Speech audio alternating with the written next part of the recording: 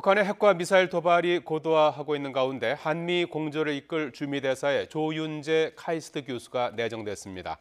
한중 관계 회복이라는 숙제를 짊어진 주중대사에는 문 대통령의 최측근 중 한 명으로 꼽히는 노영민 전 의원이 내정됐습니다. 신호 기자입니다. 문재인 대통령 임기 초기 대미 외교를 주도할 첫 주미대사에 조윤재 서강대 교수가 내정됐습니다. 참여정부에서 대통령 경제보좌관과 주영 대사를 지냈고 대선 때 문재인 후보 측 싱크탱크인 정책공간 국민성장 소장을 맡았습니다. 지난 5월에는 대통령 특사로 유럽연합을 다녀왔을 정도로 문 대통령의 신임이 두터운 것으로 알려졌습니다. 한미 FTA, 북핵 문제 등 굵직한 외교 현안들을 해결하는 가교 역할을 훌륭히 수행함으로써 한미 동맹 강화와 국익 증진에 기여할 것으로 기대합니다.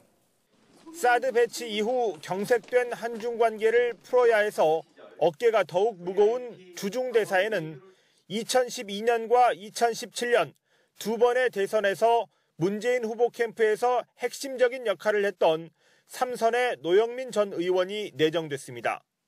한반도 사드 배치와 경제 제재 등 복잡한 대중국 외교 현안을 원만히 해결하고 수교 25주년을 맞는 한중 관계를 보다 공고히 발전시켜 나가는 데 기여할 것으로 기대합니다. 한일 위안부 합의 등 엉킨 실타래를 풀어야 하는 주일 대사에는 참여정부 때 동북아 시대 위원장을 지냈고 이번 국정기획자문위원회에서도 외교안보분과 위원장을 맡았던 이수훈 교수가 내정됐습니다. 청와대는 대사 내정 발표와 관련해 외교관례상 당사국의 동의를 구해둔 상태라며 회신이 오면 임명 절차를 밟겠다고 밝혔습니다. 함께 발표하지 못한 주 러시아 대사의 경우 아직 내정하지 못했지만 다음 주 문 대통령의 러시아 방문 전에는 인선할 전망입니다.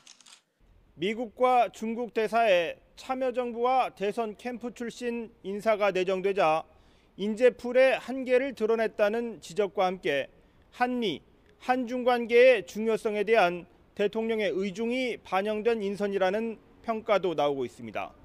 YTN 신호입니다.